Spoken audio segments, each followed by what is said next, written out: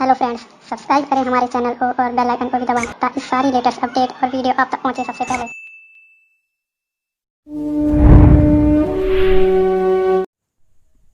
ज्ञान की शक्ति चैनल में अर्थशास्त्र की कक्षा में आपका स्वागत है। आज हम डिस्कस करेंगे ये टॉपिक अर्थशास्त्र के अंतर्गत भारत में कृषि उत्पादकता कम होने के क्या कारण हैं और किस प्रकार से भारत में कृषि की उत्पादकता को बढ़ाया जा सकता है, उसके संबंध में क्या सुझाव हो सकते हैं, इस टॉपिक को डिस्कस करने जा रहे हैं। तो सबसे पहले देखिए, भारत एक विशाल एवं संपन्न देश है। आप जानते हैं कि जनसंख्या की दृष्टि से भारत विश्व में अपना चीन के बाद दूसरा स्थान रखता है और क्षेत्रफल की दृष्टि से भारत का 7वां स्थान है पूरे वर्ल्ड में। तो एक बहुत बड़ा लोकतंत्र है, बहुत विशाल देश है। भारतीय अर्थव्यवस्था में कृषि का स्थान सदैव ही सर्वोपरि रहा है।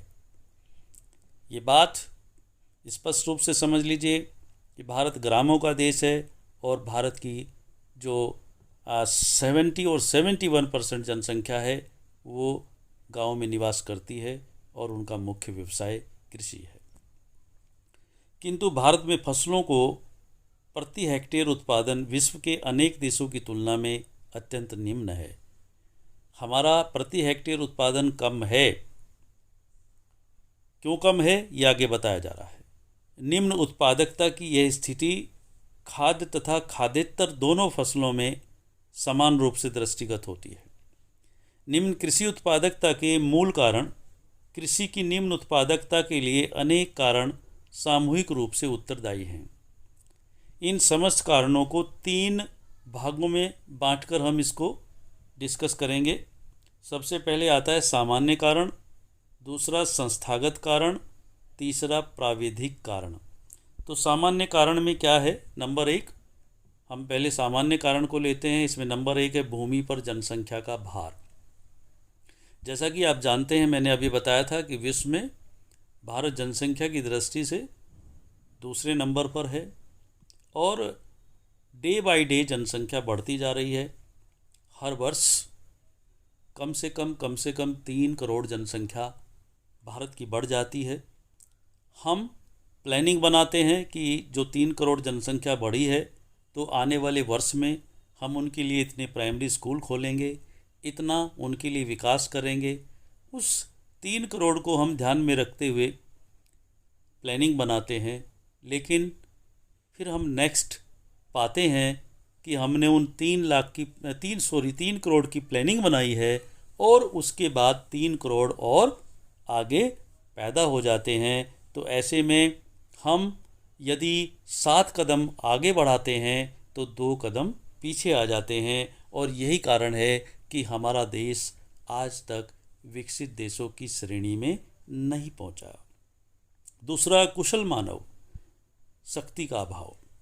कुशल मानव शक्ति का अभाव है। स्किलफुल पर्सन यहाँ पर नहीं है। भारत का कृषक सामान्यतः निर्धन, निरक्षर एवं भाग्यवादी होता है, अतः वह स्वभावतः अधिक उत्पादन नहीं कर पाता। टेक्निकल नॉलेज उसे नहीं है। भारतीय किसान को कोई प्रशिक्षण नहीं दिया जाता। जैसे कि विकसित देशों में किसानों को 6-6 महीने के 3-3 महीने के प्रशिक्षण दिए जाते हैं। उनको बीजों के बारे में बताया जाता है कि कौन से उन्नत बीज हैं, किस किस समय पर खाद डलनी चाहिए, किस किस समय पर किस फसल को बोना चाहिए। तो ये सारी चीज़ें उनको ट्रेनिंग के रूप में दी जाती हैं। लेकिन भारतीय किसान बिल्कुल इसलिए निर्धन है और इलिटरेट भी है, अर्थात पढ़ा लिखा नहीं है, केवल अपने भाग्य के भरोसे बैठा रहता है कि जो उसके भाग्य में होगा उसे मिलेगा। तो इस प्रकार से उत्पादन कम हो रहा है। भूमि पर लगातार कृषि। अनेक वर्षों से हमारे यहाँ उसी भूमि पर खेती की जा रही है और जिसका परिणाम ये होता है कि भूमि की जो उर्वरा शक्ति है, उपजाऊ शक्ति है, वो कम होती जा रही है।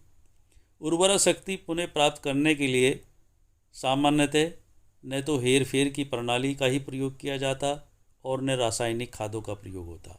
रासायनिक खादों के प्रयोग के बारे में भी किसान को ट्रेंड नहीं किया जाता कि कब कब उसे डालना है। यदि आज इस खेत में गन्ना उसने उत्पादन किया है, 2 वर्ष गन्ना उत्पादन किया, तब उसे उसको बदल देना चाहिए, गन्ना किसी दूसरे खेत में करना चाहिए, वहाँ किसी और फसल को उगाना चाहिए 2 साल। तो इस प्रकार से जो ये हेर फेर है ये भी उसको नहीं मालूम है। उसके बाद संस्थागत कारण हैं कुछ। नंबर 1, खेतों का लघु आकार। उप विभाजन एवं अपखंडन के परिणाम स्वरूप देश में खेतों का आकार अत्यंत छोटा हो गया है। यानी उप विभाजन एवं अपखंडन, इस शब्द को मैं समझाने जा रहा हूँ। मान लीजिए एक किसान है, उसके 4 बेटे हैं, तो उसकी ज़मीन है 16 बीघे है, तो वो आगे उनमें 4-4 बीघा बढ़ जाती है। फिर आगे उनके बच्चे होते हैं, उनमें वो बढ़ती चली गई, और इस प्रकार से एक समूचा खेत जो कि 100 बीघे का एक बहुत बड़ा फार्म होता था, आज वो बढ़ते बढ़ते बढ़ते बढ़ते 2 या 3 बीघे के टुकड़ों में बट गया है, और इस प्रकार से बहुत खेत छोटे हो गए हैं। आधुनिक उपकरणों का प्रयोग नहीं हो रहा है, किसान निर्धन है, मशीनों को खरीद नहीं सकता, और जो किसान बड़े हैं वो मशीन खरीदते हैं तो सबसे पहले वो अपना काम करेंगे, उसके बाद ही छोटे और मझोले जो किसान होंगे उनको वो देंगे। दूसरा पॉइंट है अल्प मात्रा में भूमि सुधार। देश में भूमि सुधार की दिशा में अभी महत्वपूर्ण एवं आवश्यक प्रगति नहीं हुई है, जिसके फलस्वरूप कृषकों का जो न्याय है उनको प्राप्त नहीं हो पाता, इसका उत्पादन पर प्रतिकूल प्रभाव पड़ता है। तीसरा, कृषि सेवाओं का अभाव। भारत में कृषि सेवाएं प्रदान करने वाली जो संस्था हैं उनका बहुत अभाव है, जिससे उत्पादकता में वृद्धि नहीं हो पाती। यानी हम देखते हैं विकसित देशों में, दूसरे देशों में कुछ संस्थाएं होती हैं जो कि टिप्स देती हैं, किसानों को समझाती हैं और किसानों को ट्रेनिंग देती हैं, तो ऐसा हमारे देश में अभी तक नहीं हुआ है। तीसरा, प्राविधिक कारण कुछ हैं। नंबर 1, परंपरागत विधियाँ। भारतीय किसान आज भी लकीर का फ़कीर है, परंपरावादी है, और जो उसका ये परंपरावादी दृष्टिकोण है, परंपरावादी का मतलब जो परंपराएं हैं जो उसके पूर्वज करते चले आए हैं, जिस प्रकार से खेतों को बोते चले आए हैं और जिस प्रकार से वो जुताई करते चले आए हैं, और 2 बैलों के कंधों पर हल रख के चलाते आए। आज बहुत कुछ बदला है, लेकिन सभी ट्रैक्टर नहीं खरीद सकते।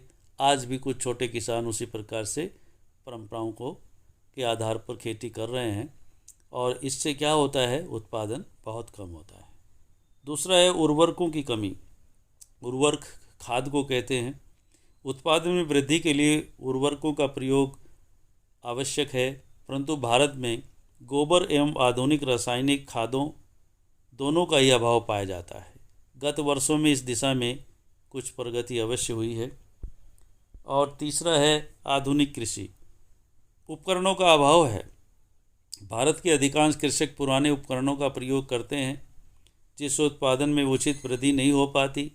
ऐसा प्रतीत होता है कि परंपरागत भारतीय कृषि उपकरणों में अवश्य कोई मौलिक दोष है, अतः कृषकों को आधुनिक उपकरणों को अपनाना चाहिए।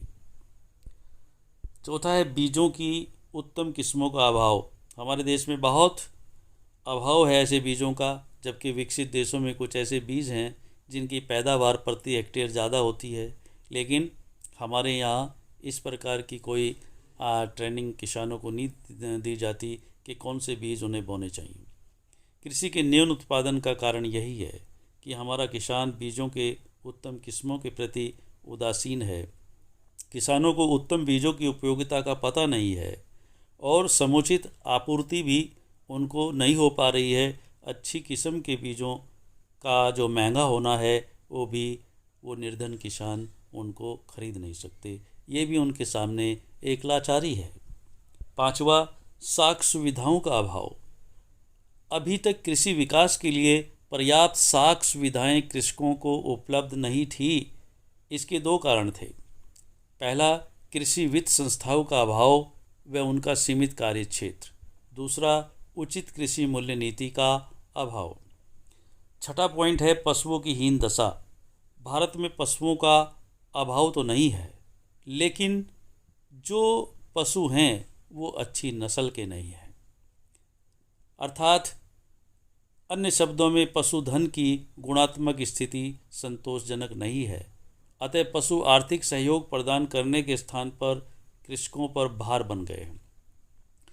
विदेशों में हम देखते हैं जहां अलग अलग नस्ल की गायें होती हैं, भैंस होती हैं, जो कि प्रतिदिन 20 या 25 लीटर दूध देती हैं, जबकि भारत में 5 या 10 लीटर तक ये आंकड़ा है। अर्थात वो यहाँ बोझ बन गए हैं। उनका खर्च उतना ही है जितना कि उन अधिक दुधारू गाय या भैंसों का है, जिसको बेचकर किसान अपनी जो स्थिति है उसको मजबूत बना सकता है, आर्थिक रूप से संपन्न हो सकता है। लेकिन यहाँ पर ऐसे पशुओं का अभाव है। सिंचाई के साधनों का अभाव। भारतीय कृषि की आधारशिला मानसून है, क्योंकि आयोजन के 63 वर्षों के उपरांत भी कुल कृषि योग्य भूमि लगभग 35% भाग को ही कृत्रिम सिंचाई की सुविधाएं उपलब्ध हैं। शेष कृषि योग्य क्षेत्र अनिश्चित मानसून की कृपा पर निर्भर रहता है। पर्याप्त सिंचाई सुविधाओं के अभाव में उर्वरकों आदि का भी समुचित प्रयोग नहीं हो पाता, जिससे उत्पादकता में विशेष वृद्धि नहीं होती। इसलिए इन सभी कारणों के अतिरिक्त कृषि की निम्न उत्पादकता के लिए कुछ अन्य कारण भी उत्तरदायी हैं, जैसे सामाजिक रूढ़िवादिता है, कृषि अनुसंधान का अभाव है, प्राकृतिक प्रकोप भी हैं कुछ, जैसे कि कभी भूकंप आ जाता है, बाढ़ आ जाती है, सूखा पड़ जाता है, इनका भी योगदान है। अब हम देखते हैं कि भारत में कृषि की उत्पादकता को बढ़ाने के क्या उपाय हैं। जो ये दोष हैं इनको ही हम रिपीट कर देते हैं तो यही वो सुझाव हो जाते हैं। फिर भी नंबर 1, आधुनिक तकनीकी का विकास होना चाहिए। जो आज तकनीकी है उसका विकास होना चाहिए। भूमि सुधार होना चाहिए। सिंचाई के साधनों का विकास होना चाहिए। खाद एवं उन्नत बीजों का विकास होना चाहिए। विपणन व्यवस्था में सुधार, यानी जब मार्केट में किसान अपने माल को लेकर जाता है तो उसको उसका उचित मूल्य मिलना चाहिए। किसानों के लिए ऋण की उपलब्धता, सरकार के द्वारा सरकारी बैंकों से किसान के लिए, जबकि वो अपने बीजों को खरीदता है, खाद को खरीदता है, तो उसके पास पैसा नहीं होता, तो उनके लिए ऋण मुहैया कराए जाने चाहिए। और जब उनकी फसल आ जाती है तब वो उस कर्ज को वापस लौटा दें, तो तब तक उनको इन ऋणों की ये सुविधा प्राप्त होनी चाहिए। 7वां, कृषि मूल्य में स्थायित्व है। लाभदायक स्तर पर कृषि मूल्यों में पर्याप्त स्थायित्व बनाए रखा जाए। विभिन्न प्रकार के जोखिमों को न्यूनतम करने के प्रयास किए जाएं। 8वां पॉइंट है शिक्षा एवं प्रशिक्षण व्यवस्था। अर्थात ये पहले भी क्लियर बात हो चुकी है कि किसान आज क्या है, निरक्षर है, आज भी अनपढ़ है और उसे किसी भी प्रकार की खाद या किसी भी प्रकार के उन्नत बीजों का ज्ञान नहीं है।